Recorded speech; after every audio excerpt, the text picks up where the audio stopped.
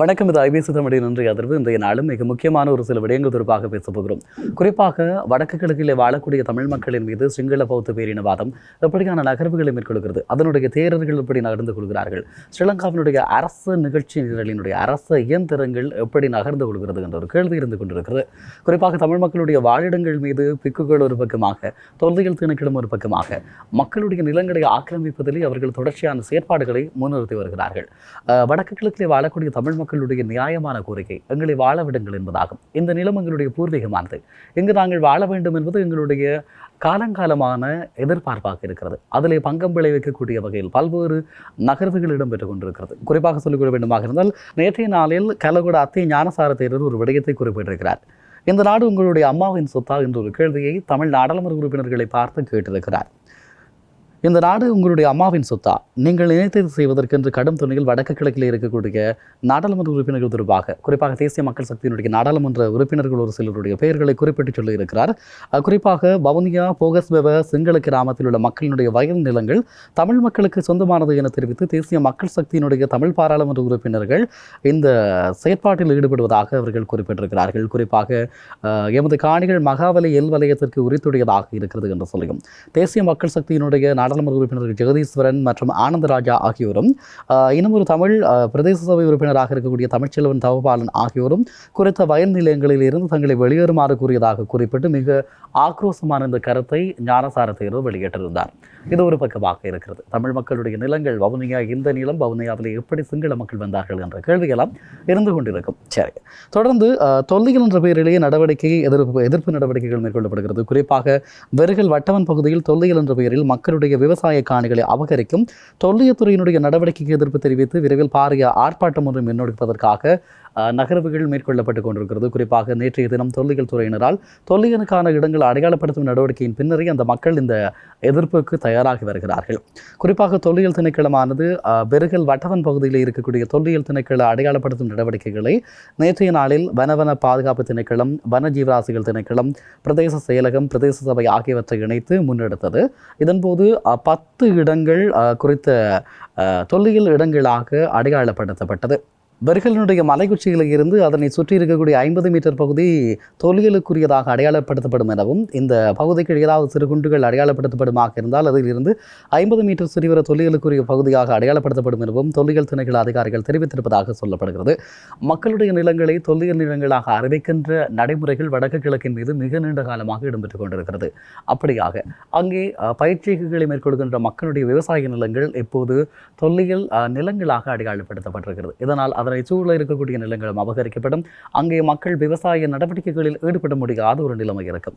குறிப்பாக வெறுகல் பகுதியில் வாழக்கூடிய மக்கள் சோழன் செய்கைகளை செய்கின்ற அந்த நிலப்பகுதி, நெற்பயிற்சிகளை செய்கின்ற அந்த நிலப்பகுதியிலே இந்த இடங்களை நீங்கள் அபகரிப்பீர்களாக இருந்தால் அந்த மக்களுடைய வாழ்வாதாரம் என்பது நெற்பயிர் செய்கையினூடாகவும் சோழன் செய்கையினூடாகவும் தான் இருக்கிறது. பெரும்பாலானவர்கள் சோழன் அவைத்து விற்பனை செய்கின்ற அந்த தொழிலில் ஈடுபடக்கூடியவர்கள். ஆக அவர்களுடைய அந்த ஜீவனோபாயத்திலே அடித்து நீங்கள் தொல்லியலை பாதுகாக்க வேண்டிய தேவை என்ன என்ற ஒரு கேள்வி எழுகிறது இல்லையா? இப்படியாக இந்த நகர்வுகள் இருந்து கொண்டிருக்கக்கூடிய நிலையில் குறிப்பாக சொல்லிக்கொள்ள வேண்டுமாக இருந்தால், கடந்த 17/7/2025 இடம்பெற்ற வெறுகல் பிரதேச சபையினுடைய ஒருங்கிணைப்பு குழு கூட்டத்தின் தீர்மானத்துக்கு ஏற்ப இந்த தொல்லியலுக்குரிய சின்னங்கள் அடையாளப்படுத்தும் நடவடிக்கை மேற்கொள்ளப்படுவதாக சொல்லப்படுகிறது. மக்களுடைய நிலங்கள் தொடர்ச்சியாக கையகப்படுத்தப்படுவதற்கான இந்த நகர்வுகள் இடம்பெற்றுக் கொண்டிருக்கிறது. ஆக தமிழ் மக்களுடைய நிலங்களை தொல்லியல் திணைக்களம் இப்படியாக அபகரிப்ப முயற்சி செய்து கொண்டிருக்கக்கூடிய நிலையில் நேற்றைய நாளில் எல்லோருக்குமே தெரியும், ஆடி அமாவாசை பிதிர்க்கடன் தர்ப்பணம். குறிப்பாக திருகோணமலையுடைய கன்னியாவிலே அது மிக பிரசித்தி பெற்றமானது. அதாவது ராவணேஸ்வரன் தன்னுடைய தாயாருக்கு பிதிர்க்கடன்கள் அங்கு நிறைவேற்றினார் என்ற அடிப்படையில் இந்த பிதிர்க்கடன்களை நிறைவேற்றுவதிலே கன்னியாவிலே இருக்கக்கூடிய வெந்நீரூற்று மிக முக்கியமானதாக இந்துக்களுக்கு காணப்படுகிறது. அங்கே கன்னியாவில் பிதிர்க்கடன் தீர்க்க சென்றவர்களுக்கு காலக்கெடு விதித்த புத்த பிக்கு என்ற ஒரு செய்தி வெளியாக இருக்கிறது. குறிப்பாக சொல்லிக்கொள்ள வேண்டுமாக இருந்தால், கன்னியா வெந்நீரூற்று சிவன் ஆலயத்திலே வியாழக்கிழமை ஆடி அமாவாசை தீர்த்தமும் பிது தர்ப்பண நிகழ்வும் இடம்பெற்றது. இதன்போது அங்கே வழிபாட்டுக்கு வந்தவர்களிடம் காலக்கெடு விரைவிலே நீங்கள் வெளியேற வேண்டும் என்ற மாதிரியாக அவர் சொல்லியிருக்கக்கூடிய விடயம் பேசப்பட்டிருக்கிறது. தொல்லியல் திணைக்களத்திலும் 11 மணி வரை அனுமதி பெற்றிருந்த நிலையில் சம்பந்தமில்லாத பௌத்த பிக்கு அங்கு குழப்பத்தை ஏற்படுத்தியதாகவும், இறந்த ஆத்மாக்களுக்கான கடனை தீர்க்கும் புனிதமான நிகழ்வில் நாகரிகமற்ற முறையில் அவர் நடந்து கொண்டதாகவும் தகவல்கள் இருக்கிறது. ஆக பிக்குகளினுடைய இந்த நடவடிக்கைகள் என்பது நேற்று மாத்திரமல்ல, வடக்கு கிழக்கிலே பல்வேறு காலகட்டங்களில் பல்வேறு நிலங்களை ஆக்கிரமிப்பதிலே இந்த பிக்குகள் அவர்கள் தொடர்ச்சியாக நகர்வுகளை மேற்கொண்டிருக்கிறார்கள். அது தொடர்பான தொடர்ச்சியான தகவல்களை நான் இன்றைய நாளில் உங்களோடு முழுமையாக வழங்கப் போகிறேன். குறிப்பாக சொல்லிக்கொள்ள வேண்டுமாக இருந்தால் இந்த விவகாரம் அப்படியான ஒரு மிகப்பெரிய கேள்விகளை ஏற்படுத்தி கொண்டே இருக்கிறது என்று கூட சொல்லிக்கொள்ளலாம். குறிப்பாக உங்கள் எல்லோருக்குமே தெரியும், பானமுறை திலகவம்ச தேரர், கல்கமுவ சந்தா போதி தேரர் உட்பட பௌத்த பிக்குகள் சட்டத்திற்கு மேலானவர்களாக இந்த நாட்டிலே வடக்கு கிழக்கிலே ஆக்கிரமிப்புகளையும் அத்துமீறல்களையும் செய்கிறார்கள். இதற்கு அரசு அனுமதி வழங்கியிருக்கிறது. வவுனியா வடக்கு வெடிச்சக்கல் கிராம அலுவலகர் பிரிவிலே திரிவைச்சகுளம் உட்பட பகுதிகளில் சிங்கள மக்களை குடியேற்ற முயற்சிகள் செய்கிறார்கள். மயிலத்தமடு மாதவனை உட்பட வடக்கு கிழக்கு மேய்ச்சல்துறை நெருக்கடிகளுக்கு உள்ளாக்கப்படுகிறது. அங்கும் புலனறுவையில் இருந்து வந்த சிங்களவர்கள் பிரச்சனைகளை ஏற்படுத்துகிறார்கள், மாடுகளை சுடுகிறார்கள். மேய்ச்சல் திரை பண்ணையாளர்களுக்கு எதிராக இந்த நகர்வுகள் எல்லாம் மேற்கொள்ளப்படுகிறது என்ற ஒரு விடயம் இருக்கிறது. இராணுவ ஆக்கிரமிப்பின் கீழ் இருக்கக்கூடிய வளமிக்க விவசாய பண்ணைகள், விவசாய நிலங்கள் பொதுமக்களுக்கு மீள பெற்றுக் கொடுக்க முடியாத ஒரு நிலைமையும் காணப்படுவதாகவும் சொல்லப்படுகிறது. இந்த நிலையில் இராணுவம் ஒரு பக்கம், பௌத்த தேரர்கள் ஒரு பக்கம், தொல்லியல் திணைக்களம் ஒரு பக்கம், வனவள திணைக்களம் ஒரு பக்கம், துறைமுக அதிகார சபை ஒரு பக்கம், இப்படி வடக்கு கிழக்கிலே வாழக்கூடிய மக்களினுடைய வாழ்வாதாரத்தையும் அவர்களுடைய இறப்பையும் கேள்விக்குட்படுத்துவது ஸ்ரீலங்கா அரசினுடைய துணையோடும் அரசனுடைய இயந்திரங்களினுடைய நகர்வுகளாலும் இடம்பெற்றுக் கொண்டிருக்கிறது என்பதுதான் மிக முக்கியமான ஒரு விடயமாக இருக்கிறது. மிக நீண்ட காலமாக மகாவலி அபிவிருத்தி சபையால் கூட தமிழ் மக்கள் காலங்காலமாக துன்பங்களை அனுபவித்து வருகிறார்கள் என்ற விடயமும் உங்களுக்கு தெரியும். குருந்தூர் மலையிலே சட்டவிரோத விகாரை சூழலிலே இருக்கக்கூடிய பகுதிகளிலே விவசாயம் செய்ததாக குறிப்பிட்ட பிக்குவினால், அதாவது கல்கமுவ சந்தாபாதி தேரரினால் 3 விவசாயிகள், தமிழ் விவசாயிகள் பிடித்து போலீசிலே கொடுக்கப்பட்ட விடயம் உங்களுக்கு தெரியும்.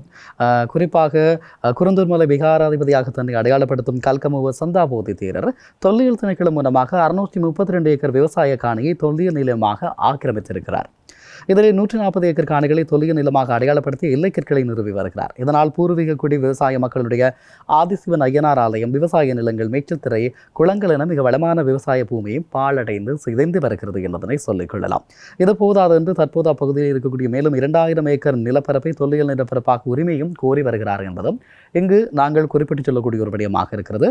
குருந்தூர் மலையில் பௌத்த தொல்லியல் அடையாளங்கள் இருப்பதாக உரிமை கோரும் நிலம் வெறும் 79 ஏக்கராக இருக்கும் நிலையிலும் கூட அப்பகுதி எங்கும் விவசாய நிலங்களை ஆக்கிரமித்து வருகிறார் என்பதுதான் ஒரு வேதனைக்குரிய ஒரு விடயமாக இருக்கிறது. இதனால் தண்ணி முறிப்பு, குமிளமுனை பகுதிகளிலே பல இடங்களில் விவசாயம் செய்ய சட்டவிரோதமாக அனுமதி மறுத்து வரப்படுகிறது என்பதனையும் நாங்கள் சொல்லிக்கொள்ளலாம். அதே நேரம் இன்னும் ஒரு பக்கமாக பார்க்கிற போது இது வடக்கில் மாத்திரமல்ல, கிழக்கிலும் இந்த நிலைமை தொடர்ந்து கொண்டிருக்கிறது. குறிப்பாக திருகோணமலை ஸ்ரீ மலைநீதி அம்மன் கோவில் கல்லடியில் இருக்கிறது. திருகோணமலையினுடைய பெருகல் பிரதேச செயலாளர் பிரிவுக்குட்பட்டிருக்கக்கூடிய கல்லடி என்ற இடத்திலே இந்த மலைநீதி அம்மன் ஆலயம் இருக்கிறது.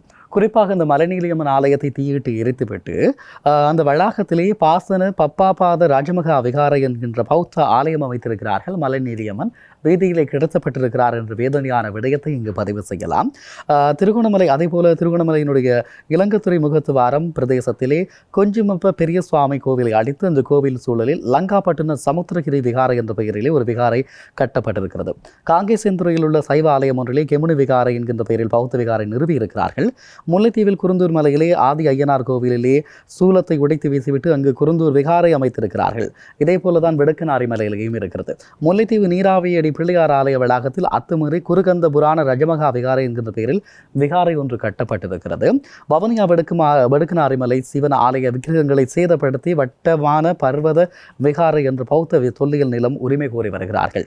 அதே போலதான் நான் குறிப்பிட்டது போல வெடுக்கனாரி மலையிலே சிவன் ஆலய விக்கிரகங்களை சேதப்படுத்தி வட்டமான பர்வத விகாரை என்று சொல்லக்கூடிய ஒரு விகாரைக்காக தொல்லியல் திணைக்களம் உரிமை கோரி வருகிறது.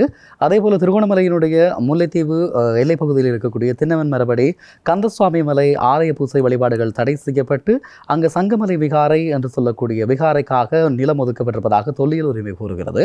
திருகோணமலையினுடைய மூதூரில் இருக்கக்கூடிய 64ஆம் கட்டை ராஜவந்தான் மலை பிள்ளையார் ஆலயத்தை சிதைத்துவிட்டு அங்கு கொட்டி அரம ஸ்ரீ பத்தர தாது ராஜமகா விகாரை என்கின்ற பெயரில் விகாரை ஒன்று கட்டுகிறார்கள். அதேபோல திருகோணமலையினுடைய சம்பூர் பகுதியில் இருக்கக்கூடிய சூடக்குடா மத்தலமலை குன்றத்தூர் முருகன் ஆலயத்தை அழித்து அங்கும் விகாரை ஒன்றை கட்டுவதற்கான முயற்சிகளை அவர்கள் மேற்கொண்டிருக்கிறார்கள்.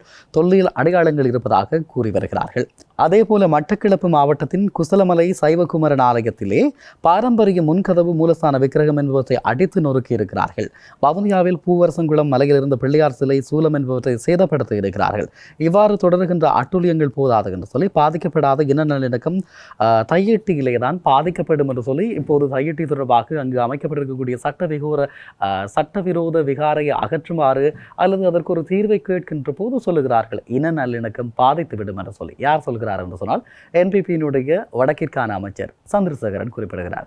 இதுக்கு முன்பு நாங்கள் குறிப்பிட்ட விடயங்களில் இன நல்லிணக்கம் பாதிக்கப்படவில்லையா? இது மிகப்பெரிய ஒரு கேள்வியாகவே இருந்து கொண்டிருக்கிறது.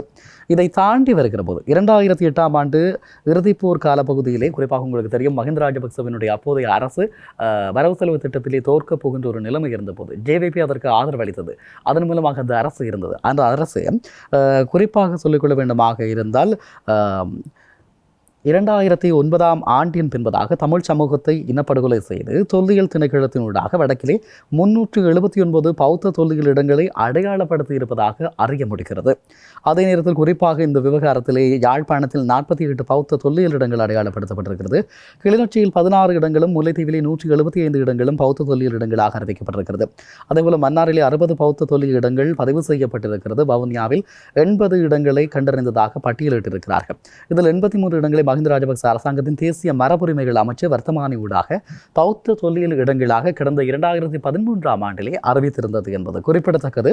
அதே நேரத்தில் இன்னும் குறிப்பிட்டு சொல்லிக் கொள்ள வேண்டுமாக இருந்தால் இப்போது ஆட்சியில் இருக்கக்கூடிய என்பிபியினுடைய புத்த சாசன அமைச்சர் திரு கினித்தும சுனில் செனலி ஊடாக சட்டவிரோத குருந்தூர்மலை விகாராதிபதி கல்கமுவ சந்தாபோதி தேரரை சந்தித்து வடக்கினுடைய பிரதான பௌத்த தலங்களை பாதுகாக்க விசேட திட்டங்கள் நடவடிக்கை எடுப்பதாக ஒரு ஊக்குவிக்கப்பட்ட செய்தி வெளியாக இருந்தது. அண்மையில் பொருளாதார நிதி நெருக்கடிகளுக்கு மத்தியிலே 2025ஆம் ஆண்டினுடைய வரவு செலவு திட்டத்திலே தொல்லியல் திணைக்களத்துக்கு ரூபாய் 2520 மில்லியனை ஒதுக்கியிருக்கிறார்கள் என்பதும் இங்கு குறிப்பிட்டு காட்ட வேண்டிய ஒரு விடயமாக இருக்கிறது. அதே நேரத்தில் கன்னியா வெண்ணூற்று ஆலயம் ஆக்கிரமிப்புக்கு எதிராக வழக்கு, திருகோணமலை ஸ்ரீ மலைநீலியம்மன் கோவில் தீயிட்டு வளர்க்கப்பட்ட அந்த விகாரைகள் அமைக்கப்பட்ட விடயங்கள் எல்லாம் உங்கள் எல்லோருக்குமே தெரியும். அதே போல நீராவியடி பிள்ளையார் ஆலய வளாகத்திலே தமலங்கராகீர்த்தி தேரருடைய இறுதிக்கிரியை தொடர்பான வழக்கு, குருந்தூர்மலை வழக்கு உள்ளிட்ட வழக்குகளில் நடந்த அநியாயங்களை மறைத்துவிட்டு நீதிமன்றம் செல்லுமாறு இப்போது சொல்லுகிறார்கள். நீதிமன்றம் சென்று தீர்வை பெற்றுக் கொள்ளுங்கள் என்று சொல்லி இந்த நாட்டிலே அந்த தீர்வு எப்படி கிடைக்கும் என்ற ஒரு கேள்வி எங்கள் எல்லோருக்குள்ளும் இருந்து கொண்டிருக்கிறது. குறிப்பாக சொல்லிக்கொள்ள வேண்டுமாக இருந்தால் இந்த 2025ஆம் ஆண்டிற்கான வரவு செலவு திட்டத்தில் புத்த சாசன மற்றும் கலாச்சார அமைச்சுக்கு ரூபாய் 13.7 பில்லியன் ரூபாய் ஒதுக்கப்பட்டிருக்கிறது.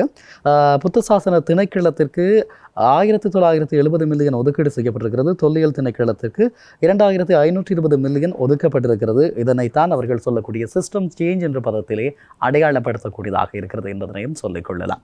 இதை தாண்டி வருகிற போது அடிக்கடி அரசினுடைய பிரதிநிதிகள் சந்திக்கிறார்கள். அதே போல முன்னாள் பொதுமக்கள் பாதுகாப்பு அமைச்சர் சரத் வீரசேகர குருந்தூர் மலைக்கு செல்லுகிறார், விகாராதிபதியை சந்திக்கிறார். இப்படியாக நகர்ந்து கொண்டிருக்கிறது. இந்த நேரத்திலே இன்னும் சொல்லிக்கொள்ள வேண்டுமாக இருந்தால் இந்த குருந்தூர் மலையினுடைய சட்டவிரோத விகாராதிபதியாக இருக்கக்கூடிய கல்கமுவ சந்தாபோதி நாயக்க தேரருடைய கட்டுப்பாட்டின் கீழ் தான் இந்த வவுனியாவில் இருக்கக்கூடிய சப்புமல் கஸ்கட என்ற விகாரையும் நிர்மாணிக்கப்பட்டிருக்கிறது என்பதனையும் சொல்லிக் கொள்ளலாம். இந்த தேரருடைய ஆத்துமீறல்கள், ஆக்கிரமிப்புகள் தொடர்பாக பல்வேறு குற்றச்சாட்டுகள் இருந்தாலும் காவல்துறையினர் இவருக்கு எதிராக நடவடிக்கைகளை ஈடுபதற்கு தயாரில்லை. ஆனால் தமிழ் விவசாயிகளை கைது செய்கிறார்கள். இதுதான் நிலைமையாக இருக்கிறது. மறுபுறமாக கிழக்கு மாகாணத்திலே பௌத்த மறுமலர்ச்சி உருவாக்குவோம் என்கின்ற தலைப்பில் சர்ச்சைக்குரிய பானமுறை திலகவம்ச தேரர் தலைமையிலே திருகோணமலையில் தொடர்ச்சியாக நிகழ்வுகளை அடிக்கடி செய்கிறார்கள். மறுபுறமாக கிழக்கு மாகாணத்திலே பௌத்த மறுமலர்ச்சி உருவாக்குவோம் என்ற தலைப்பின் கீழாக பல்வேறு நிகழ்ச்சி நிரல்களை தொடர்ச்சியாக பானமுறை திலகவம்ச தேரர் தலைமையிலே இடம்பெற்றுக் கொண்டிருக்கிறது. திருகோணமலையினுடைய பௌத்த ஆக்கிரமிப்புகளுக்கு தலைமை தாங்கக்கூடிய தேரருக்கு அமைச்சரவையினுடைய பாதுகாப்பும் இருந்திருக்கிறது என்ற விடயத்தை நீங்கள் பார்த்துக் கொள்ளுங்கள். அதே நேரம் இது போதாதென்று திருகோணமலை விருகல் வட்டவன் கிராமத்திலேயே புதிதாக தொல்லியல் திணைக்களம் நான் குறிப்பிட்டது போல அந்த விவகாரம் இப்போது அவர்கள் அடையாளம் படுத்தியும் விட்டார்கள். இது தவிர யாழ்ப்பாணத்தில் சிங்கள குடியேற்றங்கள் மீது கவனம் செலுத்தப்படுகிறது. குறிப்பாக காங்கேசந்துறை, பலாலை, நயனாதீவு, நாவற்குழி, நெடுந்தீவு, தையிலட்டி, வல்லிபுரம், ஊர்காவற்துறை, வலிகாமம், மட்டுவில், நிலாவரை, சுன்னாகம், உடுவில், புலோலி, கந்தரோடை உட்பட யாழ்ப்பாணத்துடைய பல்வேறு பகுதிகளில் பௌத்த மத அடையாளங்கள் காணப்படுவதாக தொல்லியல் திணைக்களம் இப்போது உரிமை கோரி வருகிறது என்பதனையும் சொல்லிக்கொள்ளலாம். சிங்கள மக்கள் பெரும் எண்ணிக்கையில் வாழ்ந்து வந்ததாக தொல்லியல் திணைக்களத்தினுடைய ஆலோசகர் எல்லாவல மேதானந்த தேரர் உரிமையும் கோரியிருக்கிறார். குறிப்பாக வடக்கிலே இந்த நிலங்கள் எல்லாம் பௌத்தர்களுக்கு சொந்தம் என்று சொல்லி துல்லியல் திணைக்களத்துக்கு மேலதிகமாக யாழ்ப்பாணத்தில் 17 இடங்களில் சிங்களவர்கள் வாழ்ந்ததாக அவர் குறிப்பிடுகின்ற விடயத்தை சொல்லிக் கொள்ளலாம். நாவற்குழியில் சிங்கள குடியேற்றம் இடம்பெற்றிருக்கிறது உங்களுக்கு தெரியும். வேறு குடியேற்றங்கள் எதுவும் நடைபெறாத நிலையில் எதிர்வருகின்ற காலப்பகுதியில் அது இடம்பெற வாய்ப்புகள் இருக்கிறது. குறிப்பாக அண்மையிலே உங்களுக்கு தெரியும், அரசினுடைய காரணம் இல்லாத திட்டமிடப்படாத வடக்கினுடைய 5941 ஏக்கர் சுயகரிப்புக்கான திட்டம் எதற்காக என்ற ஒரு கேள்வி இன்று வருகிறது கொண்டுதான் இருக்கு. அரசிடமும் திட்டமில்லை. ஆக அங்கும் ஒரு குடியேற்ற திட்டங்கள் வரக்கூடிய சாத்தியங்கள் இருக்கிறது என்று கூட சொல்லிக் கொள்ளலாம். இயற்கைக்கு இசைவான மீள்குடியேற்றங்கள் குடிப்பரம்பர்கள் குறித்து யாரும் கேள்வி முன்வைக்க முடியாது. ஆனால் இந்த இயற்கைக்கு மாறாக அரசு நிதி உதவியுடன் இனப்பெரம்பலை மாற்றியமைக்கும் நோக்குடன் சிங்கள குடும்பங்களை குடியேற்ற திட்டமிடுவதாக சொல்லப்படுகிறது. ஆக குறிப்பாக ஜேவிபியினுடைய ஒரு தேர்தல் வாக்குறுதி இனப்பெரம்பலை சிதைக்கிற அல்லது திரிவுபடுத்துகின்ற விடயங்களை தடுப்போம் என்றார்கள். ஆனால் மிக வேகமாக அதனை இவர்கள் செய்து கொண்டிருப்பதாக சொல்லப்படுகிறது. குறிப்பாக யாழ்ப்பாணத்தில் நிலை கொண்டிருக்கக்கூடிய இராணுவத்தினருடைய குடும்பங்களையும் அங்கு குடியேற்றுவதற்கான முயற்சிகளும் மேற்கொள்ளப்படுகிறது. இது இன்னும் ஒரு பக்கமாக தமிழ் மக்களுக்கு எல்லா பக்கமும் துன்பங்களை தருவதிலேயே இந்த சமூகமும் ஆட்சியாளர்களும் அதனுடைய இயந்திரங்களும் செயற்படுகிறது என்ற குற்றச்சாட்டை மீளவும் வலியுறுத்துகிறது இந்த விடயங்கள். குறிப்பாக வடக்கு கிழக்கில் ஆக்கிரமிப்புகளுக்கு நான் குறிப்பிட்டது ஏலவை குறிப்பிட்டது போல அந்த 2 பிக்குகள் மிக மும்முரமாக இருந்து கொண்டிருக்கிறார்கள். ஒருவர் பானமுர திலகவன்ச தேரர் திருகோணமலையில் அரிசிமலை பகுதியிலே தொடர்ந்து இயங்குகிறார். திரியாயிலே இருக்கிறார். திரியாயிலே இருக்கக்கூடிய மலைப்பகுதியிலே விகாரைகளை கட்டி அங்கே இருக்கிறார்கள். அதை தாண்டி வருகிற போது தொடர்ச்சியாக எங்கெல்லாம் மலைகள் இருக்கிறதோ அங்கெல்லாம் புத்தரும் இருக்கிறார், பௌத்த பிக்குகளும் இருக்கிறார்கள் என்ற நிலைமை மாறிவிட்டது. எங்களிடம் ஒரு விடயம் இருந்தது, குன்றிருக்கும் இடமெல்லாம் குமரன் இருப்பார் என்று சொல்லி. அந்த நிலை மாறி குன்றிருக்கும் இடமெல்லாம் புத்தர் குடியிருப்பார் என்ற நிலைமை உருவாக்கி கொண்டிருக்கிறது என்பதனை சொல்லிக் கொள்ளலாம். குறிப்பாக சொல்லிக்கொள்ள வேண்டுமாக இருந்தால் இந்த தேர்தல் தொடர்பாக கடந்த 2010ஆம் ஆண்டு அம்பாந்தோட்டையில் இருந்து திருகோணமலையில் குடியேறிய பாடமுறை திலகவம்ச தேரர் ஆயிரக்கணக்கான காணிகளை இப்போது அபகரித்து தன்வசப்படுத்தி இருக்கிறார். பல நூறு பௌத்த மத கட்டமைப்புகளை திருகோணமலை எங்கும் நிறுவி வருகிறார். புனித பூமி திட்டத்தின் கீழாக பல நூறு ஏக்கர் விவசாய காணிகளை ஆக்கிரமித்து விவசாயம் நடத்துகிறார். இது போதாது என்று தனியார் நிலங்களையும் ஆக்கிரமித்து குடியேற்றங்களை நிகழ்த்துகிறார். மக்களுடைய விவசாய நடவடிக்கைகள், உழவு நடவடிக்கைகளை அவர் தடை செய்கிறார். மக்களை துரத்துகிறார். மக்களை அந்த இடங்களில் இருந்து அகற்றுகிறார். இப்படியான நகர்வுகள் இடம்பெற்றுக் கொண்டிருக்கிறது. மறுபுறம் வடக்கிலே குருந்தூர் மலை, வெடுக்கனாரி மலை, வவுனியா சிங்கள குடியேற்றம் உட்பட ஆக்கிரமிப்புகளுக்கு நான் குறிப்பிட்ட இந்த கல்கமுவ சந்தாபோதி தேரர் தலைமை தாங்குகிறார். 2014ஆம் ஆண்டளவில் வன்னியில் குடியேற கல்கமுவ சந்தாபோதி தேரர் வடக்கு எங்களினுடைய உரித்து என்கின்ற சமூகத்தள பக்கங்களை இயக்கி வருகிறார் என்பதும் குறிப்பிடத்தக்கது. மேலும் சொல்லுகிறேன், வடக்கு எங்களின் உரித்து என்கின்ற சமூகத்தள பக்கத்தை அவர் உருவாக்கி நடாத்தி வருகிறார். வவுனியா வடக்கு ஆக்கிரமிப்புகளை முல்லைத்தீவு மாவட்ட கரைத்துறை பற்று சிங்கள குடியேற்றங்கள் வரை விரிவாக்கும் நோக்கிலே இயங்கி வருவதாக சொல்லப்படுகிறது. தமிழ் சமூகத்தினுடைய நிலத்தொடர்ச்சியை சிதைத்து வவுனியாவிலிருந்து கொக்குழாய் முகத்துவாரம் வரையில் தனியான நிர்வாக அலகு சிங்கள குடியேற்றமாக உருவாக்கி இருக்கிறது.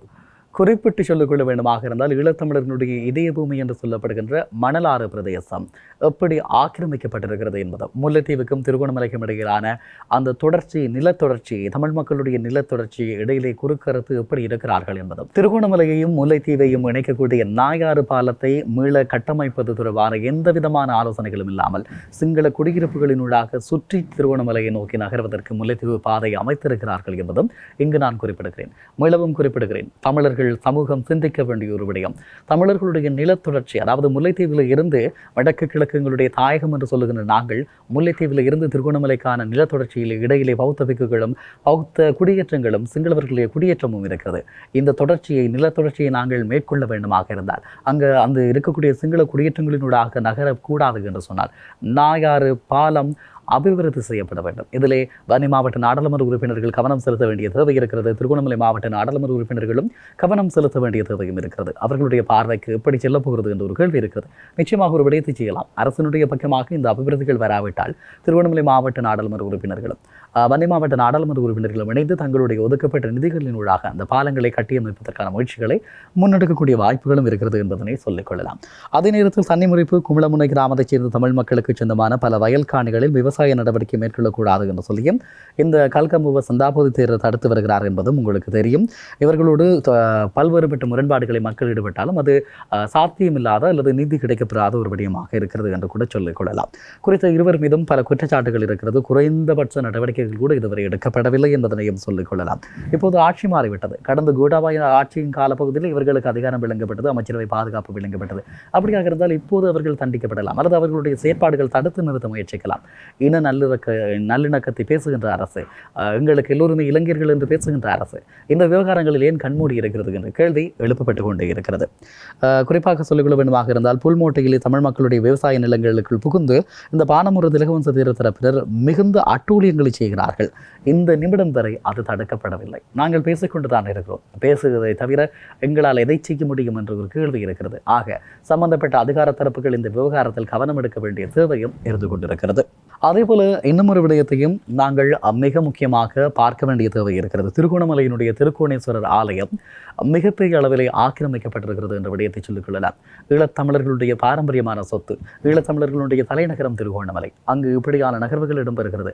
ஈழத்தமிழர்களுடைய முதல் தலைநகரம், ஈழத்தமிழர்களுடைய பஞ்ச ஈச்சரங்களில் முதன்மையானது திருகோணமலையினுடைய திருக்கோணேஸ்வரம். ஈழத்தமிழர்கள் சைவர்கள் கொண்டாடுகின்ற திருக்கோணேஸ்வரத்திலே சிங்கள ஆக்கிரமிப்புகள் எந்த அளவுக்கு இருக்கிறது என்ற ஒரு கேள்வி இருக்கிறது இல்லையா? அது மிகப்பெரிய கேள்விகளையும் மிகப்பெரிய கவலைகளையும் எங்களுக்கு ஏற்படுத்திக் கொண்டே இருக்கிறது. குறிப்பாக சொல்லிக்கொள்ள வேண்டுமாக இருந்தால் இந்த ஆலய சூழலை அண்மைத்த பகுதிகளிலே கடைகள் அமைக்கப்பட்டிருக்கிறது. இரத்தினபுரி, மாத்தறை போன்ற பகுதிகளிலே இருந்து முன்னைய அரசியல்வாதியாக இருக்கக்கூடிய புஞ்சி நிலைமை அவர்கள் தன்னுடைய அரசியல் பரப்புரைகளுக்காக அழைத்து வந்த சிங்கள குடும்பங்கள் 58க்கும் அதிகமான வியாபார நிலையங்களை அந்த பகுதியில் அமைத்து ஆக்கிரமித்து நடவடிக்கைகளை மேற்கொள்கிறார்கள். அந்த கடைகளில் கருவாட்டுக்கறி விற்பதாக சொல்லப்படுகிறது, போதைப்பொருள் விற்பதாக சொல்லப்படுகிறது. ஆனால் இதிலே தொடர்ச்சியாக நகர்வுகளை மேற்கொள்ள முடியாத நிலையில், கையிருந்த நிலையில் திருகோணமலையுடைய மாநகர சபை, நகர சபைகள் இருந்திருக்கிறது. அவர்கள் நகர்வுகளை மேற்கொள்ள முடியவில்லை. திருக்கோணேஸ்வர ஆலயத்தினுடைய பரிபாலன சபை ஏதாவது செய்தால் அவர்களை பிடித்து அடைக்கக்கூடியவர்கள். குறிப்பாக சொல்லிக்கொள்ள வேண்டுமாக இருந்தால் ஒரு ஆலமரத்தினுடைய கிளையை அகற்றியதற்காக நிர்வாக சபையினுடைய செயலாளர், தலைவர் போன்றவர்கள் சிறையில் அடைக்கப்பட்டார்கள். ஆனால் இங்கு கட்டுமானங்கள் எழுப்பப்பட்டு அங்கே கடைகள் வைக்கப்பட்டிருக்கிறது. அவர்கள் மீது நடவடிக்கை எடுப்பதற்கு யாரும் இல்லை. இங்கு தொல்லியல் திணைக்களம் கண்மூடி இருக்கிறது. தமிழர்களுக்கு ஒரு சட்டம், சிங்களவர்களுக்கு ஒரு சட்டம் என்பது இன்டர்நெட்டில் எப்போதும் இருக்கக்கூடிய சட்டம். அதுதான் எங்கும் பிரயோகிக்கப்படுகிறது. குறிப்பாக நல்லாட்சி அரசு என்று சொல்லி தங்களை சொல்லி பதவியில் இருந்து 2019ஆம் ஆண்டு நடைபெற்ற ஒரு மாவட்ட ஒருங்கிணைப்பு குழு கூட்டத்தின் போது ஆலயமூடாக செல்லும் கடைகளை அகற்றி வேறொரு இடத்தில் அமைக்க தீர்மானிக்கப்பட்ட போதும் அது அகற்றுவதற்கு முடியவில்லை. அந்த அளவுக்கு அவர்கள் செல்வாக்கானவர்களாக இருக்கிறார்கள். கோத்தாபய ராஜபக்ச காலத்தில் நிரந்தர கடைகளை வீடுகளுடன் இணைத்து அமைத்து தங்கு அவர்கள் நிரந்தரமாக குடியேற்றும் செயற்பாடுகள் தொடர்பான கலந்தாலோசனைகள் இடம்பெற்றது என்பது குறிப்பிடத்தக்கதாக இருக்கிறது. குறிப்பாக பொருளாதார நெருக்கடிகள் காரணமாக அந்த முயற்சிகள் முழுமையாக இடம்பெறவில்லை என்று சொல்லப்படுகிறது. அதே நேரம் குறிப்பாக இன்னும் சொல்லிக்கொள்ள வேண்டுமாக இருந்தால் கடந்த சில நாட்களுக்கு முன்பு ஆலய சூழலில் இருக்கக்கூடிய மேற்படி கடை ஒன்றிலே கசிப்பு விற்பனை செய்த ஒருவர் கைது செய்யப்பட்டதை அடுத்து குறித்த கடையை சீல் வைக்க சென்ற நகரசபை ஊழியர் மீது தாக்குதல் நடாத்தியிருந்தார்கள் என்பதும் இங்கு பதிவு செய்ய வேண்டிய ஒரு விடயமாக இருக்கிறது. ஆலய சூழல் மிகவும் நெருக்கடியாக இருக்கக்கூடிய நிலையில் இந்த விடயங்கள் தொடர்ச்சியாக பல்வேறு இடையூறுகளும் நெருக்கடிகளும் இருந்து கொண்டுதான் இருக்கிறது என்பதனை சொல்லிக்கொள்ளலாம். குறிப்பிட்டு சொல்லிக்கொள்ள வேண்டுமாக இருந்தால் 16/1/1981 வெளியான 124ஆம் இலக்க தொல்பொருள் சட்டத்தின் கீழ் கோயில் அடங்கிய 372 ஏக்கர் நிலப்பகுதி தொல்பொருள் ஆய்வு பகுதியாக பிரகடனம் செய்யப்பட்டிருக்கிறது. இதன் காரணமாக ஆலயத்தில் எந்த விதமான கட்டுமான பணிகளையும் முன்னெடுக்க விடாமல் தொடர்ச்சியாக தொல்லியல் திணைக்களம் நெருக்கடிகளை கொடுக்கிறது. ஆனால் தொல்லியல் திணைக்களம் 1971ஆம் ஆண்டு வரைபடத்தின் பிரகாரம் 18 ஏக்கர் நிலம் ஆலயத்துக்கு சொந்தமானது என்று ஏற்றுக்கொண்டிருக்கிறது. ஆனாலும் நடைமுறையில் ஒரு பக்கெட் சீமந்து கொண்டு செல்வதானால் கூட அனுமதி பெறப்பட வேண்டும் தொல்லியல் திணைக்களத்திடம். இது மிகப்பெரிய ஒரு சங்கடமான நிலைமை. ஈழத்தமிழர்களுடைய சைவர்களுடைய மிக பிரதானமான வழிபாட்டு தலயத்தில் இப்படியான ஒரு நிலைமை தொடர்ச்சியாக இருந்து கொண்டிருக்கிறது என்பதனை சொல்லிக் கொள்ளலாம். எந்த பொருளுக்கும் விளக்கமளிக்க வேண்டிய நிலையிலே ஆலய நிர்வாக சபையினர் இருந்து கொண்டிருக்கிறார்கள். குறிப்பாக சொல்லிக்கொள்ள வேண்டுமாக இருந்தால் திருக்கோணேஸ்வரர் ஆலய வளாகத்திலே கோகர்ண விகாரை அமைக்கப்பட்டிருக்கிறது.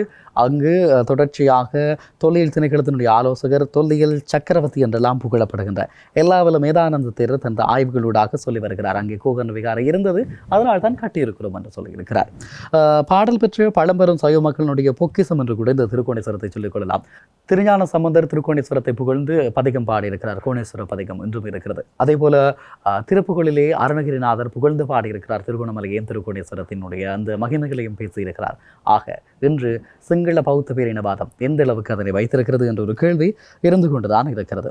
இப்படியாக நகர்ந்து கொண்டிருக்கக்கூடிய நிலையில் பௌத்த மத போதனைகளுக்கும் செயற்கை நுண்ணறிவுக்குமான தொடர்பை ஆராய 1 பில்லியன் ரூபாய் ஒதுக்கீடு செய்யப்பட்டு கடந்த ரணில் அரசாங்கத்திலே ஒரு அறிவிப்பு விடுக்கப்பட்டது, உங்களுக்கு தெரியும். ஆனால் இந்த நாட்டில் இருக்கக்கூடிய சைவ 7 விதமான பாடசாலைகளில் கழிப்பறைகள் இல்லை. இது இப்படியெல்லாம் இருக்கின்ற போது ஒரு விடயத்தை குறிப்பிட்டு நான் நிறைவு செய்யலாம் என்று நினைக்கிறேன். பௌத்த மத போதனைகளுக்கும் செயற்கை நுண்ணறிவுக்குமான தொடர்புகளை ஆராய ரூபாய் 1 பில்லியன் ஒதுக்கீடு செய்யப்படும் என்று சொல்லி ரணில் விக்ரமசிங்கே அவர்களுடைய காலப்பகுதியில் ஒரு அறிவிப்பு வெளியிடப்பட்டது. இந்த நேரத்தில் ஒரு சில விடயங்களை நாங்கள் பார்க்க வேண்டும். இந்த நாட்டில் இருக்கக்கூடிய 0.7 விதமான பாடசாலைகளில் கழிப்பறைகள் இல்லை. அதே போல 25.1 விதமான பாடசாலைகளில் போதிய கழிப்பறை வசதிகள் இல்லாமல் இருக்கிறது. 16% பாடசாலைகள் சுத்தமான தண்ணீரை பெற்றுக்கொள்ளும் வசதிகள் இல்லாமல் இருக்கிறது. சுகாதார அமைச்சர்களுடைய தரவுகளின்படி பாடசாலை மாணவர்கள் மத்தியில் நிலவும் வயிற்றுப்போக்கு மற்றும் ஏனைய நோய்களுக்கு பாடசாலை சூழல்கள் தான் காரணம் என்று சொல்லுகிறார்கள். ஆனால் எந்த நெருக்கடிகளுக்கும் தீர்வில்லை. ஆனால் பௌத்தத்தை வளர்ப்பதற்கும் தொல்லியல் திணைக்களத்திற்கான நிதி ஒதுக்கீடு இப்படியாக பல நிகழ்வுகளை மேற்கொள்கிறார்கள். இந்த நாடு விவசாயத்திலே வீழ்ச்சியடைந்திருக்கிறது, பொருளாதார ரீதியாக வீழ்ச்சியடைந்திருக்கிறது. விவசாய நிலங்கள் ஆக்கிரமிக்கப்பட்டு தொல்லியல் நிலங்களாக அடையாளப்படுத்தப்பட்டு அங்கு விகாரைகள் கட்டப்படுகிறது. வறுமை, பொருளாதார ஸ்திரமின்மை, இன்னும் கடன் வாங்குகிறார்கள், இன்னும் கடனாளி, இலங்கை கடனாளியாக இருக்கிறது, IMF-னுடைய கடனை பெற்றுக் கொண்டிருக்கிறது. ஆனால் விகாரைகள் கட்டப்படுகிறது, நிலங்கள் ஆக்கிரமிக்கப்படுகிறது. தமிழ் மக்களின் மீது தங்களுடைய குரோதங்களை வெளிப்படுத்துவதற்காக, தமிழ் மக்களுடைய இருப்பிடங்களை அபகரிப்பதற்காக செய்கின்ற இந்த விடயங்கள் தென்னிலங்கையில் இருக்கக்கூடிய சிங்கள மக்களையும் பாதிக்கும். நீங்களும் பொருளாதார ரீதியாக நலிவடைய வேண்டிய நிலை ஏற்படும் என்பதை மறந்து விடாதீர்கள் என்பதனை இந்த நேரத்தில் உங்களுக்கு ஞாபகப்படுத்திக் கொள்கிறேன். நாளை மற்றொரு இன்றைய அதிர்வினூடாக உங்கள் அனைவரையும் சந்திக்கிறேன். அதுவரை அன்பு வணக்கம்.